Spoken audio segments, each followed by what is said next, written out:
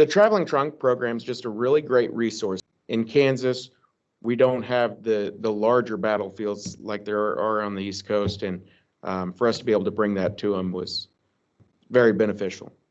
One of our goals is to get students to be curious and to learn beyond our classroom. The great part about the trunk was that this was a resource for them to engage with. It wasn't just another video to watch, or it wasn't something for me to just tell them. They actually got to handle their replicas and things like that. They enjoyed it. They had fun with it. They truly enjoyed the whole process. And on top of that, it was something different. So anytime you can do something different like that, kids seem to gravitate to that a lot more. Some of them are juniors and seniors and then graduated last year.